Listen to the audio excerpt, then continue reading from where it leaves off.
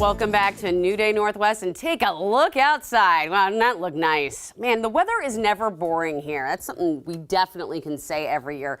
With our late summer start, the wildfires, very little rain, and now we have some of the worst air quality readings in the world right now. We're talking AQIs over 200. So why is that so bad, and what is going on? We've asked our friend and King 5 meteorologist Rich Marriott to join us now. Rich, so what is going on? Do we have just this like inversion layer, like a dome over us? Well, in essence, we do have, it's fall and we do get these inversions. That's why we get the fog in the morning. So it's basically, the long nights and you have any clear skies, it gets a chance to let the heat get away, cool the ground, and you end up with this layer of cool air. And it's like putting a lid on everything, and everything stays underneath there so you can break that up. And we didn't really break it up yesterday or today. And then we have all this smoke coming from fires, which are on the west side of the Cascades mostly, and low elevation. And so that smoke is going underneath the inversion. So you're putting it in the pot and putting the lid on, and that's why it's so bad. Oof, and it has been bad. Have you ever seen air quality levels this bad in Seattle? Yeah, September 2020. That lasted for a week. That's when we had... Yeah. We had really the million-acre fires in eastern Washington. We got offshore winds, brought all that smoke over here, and then it started to get better. And we were going to get onshore winds, which were, it's going to make things better. But in the meantime, the fires in Oregon and California, their smoke had gone out over the Pacific. And so when the marine air came in, it came in with more smoke and with the fog, which makes it that much worse. I mean, at least in terms of our perception of it. It just seems so much stickier and more It's gross. nasty, yeah. Can I ask you, does it have to do with maybe the fact that we had a late summer? Is those related? Well, it is in the fact that the fires are still going. I mean, we should have had, beginning really in mid-September, we should have seen some decent rains, which in the end is what it takes to finally put these fires out. When they can be contained, but to actually put them out, it does take Mother Nature helping us out. And we got no help from her whatsoever until, well, it's headed our way as we head into this weekend. So I spent some time in beautiful Bakersfield, California. Where it is a lovely place, yes. We have some of the worst air quality there in the nation, but Seattle really took rank over the last, couple of days. What are we looking at here? Oh, well, you're looking at, the AQI, which is the air quality index, a little computation they do of how bad it is. And it has to do with what the concentration of the smoke particulates are, the little 2.5 micron, tiny little particles that when it gets high. The problem with those particles, more than other things, is they're so tiny that your natural defense systems that would normally keep that sort of stuff out of your lungs, they're too small. And so you end up inhaling them deep within your lungs. And that's the reason it's so bad for you. I tell you what, that is a competition we don't want to win. I mean, I never expected living in Seattle that we would have air quality worse than Beijing. What about with the rain? Do you think, I know that you said that when you were overseas, the rain didn't help, but will it help us? Well, the rain in itself doesn't. It doesn't really take that much of this tiny particulate matter out of the air.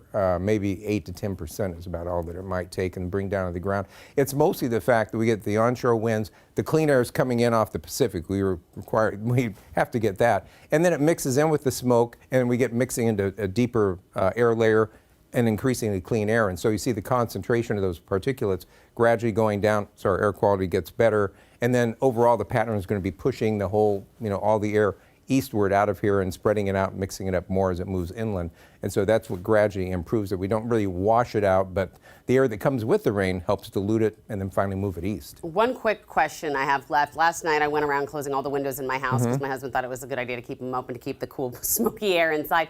Does it really help to stay indoors? I mean, the particulate matter, you said it's so small. Isn't it getting through our filters? Well, it depends on your filter. You can get filters for your house which actually will filter out the 2.5 micron particles. Okay. And then actually if you're doing recirculate and have the windows closed, you should be able to get most of the smoke out.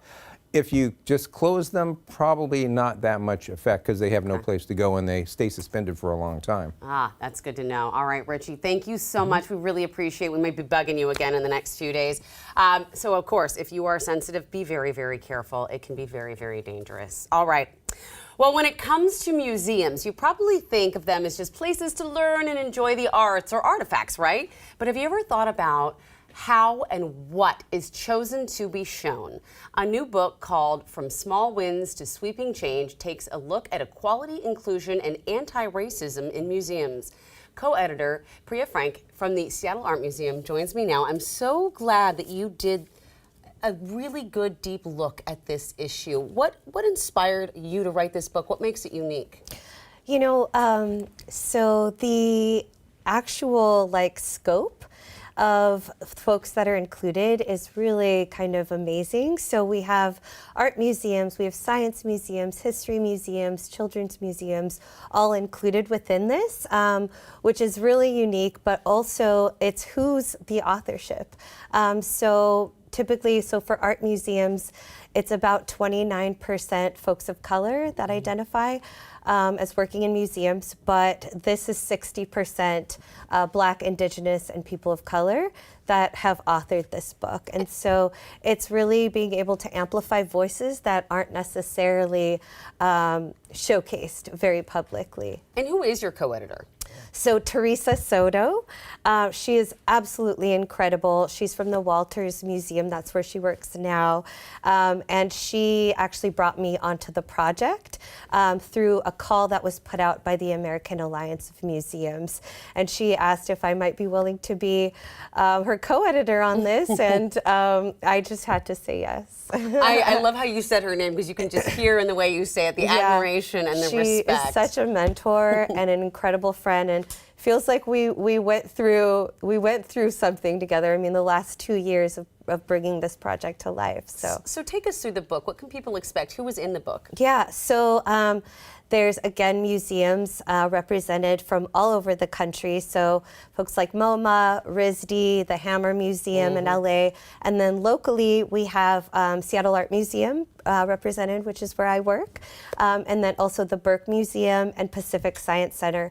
So it's really exciting to kind of see the scope of work that's being done in this field of equity, diversity, inclusion, and access, but in ways that are from where folks are. So lots of different positions, lots of different levels, but doing what we can from where we are. And it's exciting to also see that Seattle is on the map as one of the leaders in this area. That is really exciting. When you first sat down, we were talking, and I shared with you that as a teenager, I went to the Natural History Museum in Los Angeles as a field trip, and you had to go down to the basement to learn about the indigenous peoples that really had initially been in Los Angeles, or the early people that had come there. This idea of what is shown and what is seen seems so important. So what made you want to write about this? So being from Seattle, born and raised, I tend to sort of be a connector amongst my community and my friends and connect them to things that they're excited or passionate about. And this felt like a way to amplify those connections nationally and to be able to really showcase the incredible work that is happening across the country in this field, particularly since summer of 2020, right? We've heard, about a lot of, organizations, corporations talking about the work and also being called out as being performative. And so I really wanted to be able to amplify the amazing folks from around the country in museums doing incredible work and talking about it from where they are. And that's really what it is small steps to big change. And so that's hence the title of the book, Small Wins to Sweeping Change. You are clearly passionate and dedicated to this purpose. Was there a moment for you that kind of lit this fire? I think, we had a Zoom call with all of the authors, and to see sort of the different reasons of why they chose to want to be a part of this. That was one. But actually now I would say it's what's happening since. It's the conversations that are happening as a result. It's the way in which my friends are talking about the book and the way that they're starting to utilize these strategies. And I think it's really, at Seattle Art Museum, we've really embraced that sort of small steps to big change because we recognize that is really where culture shift comes from. It's not going to be an overnight thing. We're not going to undo institutional and structural inequities overnight. No. Or in 5 years, 10 years, or since summer 2020. But it really is those small wins to sweeping change and being able to celebrate those things, whether it's internally through recruitment and retention or the messaging that we're sending out and who's being represented, to the exhibitions that we showcase, right? To the Sam Shop and the artists that are featured in the Sam Shop. I mean, all of those are different ways that we can amplify representation and voices that really need to be heard in the museum space. This to me seems like a guidebook for those in your industry, and maybe for anyone who is looking to do some sort of education.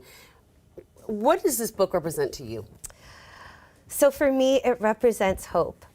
And it comes back to the title of From Small Wins to Sweeping Change.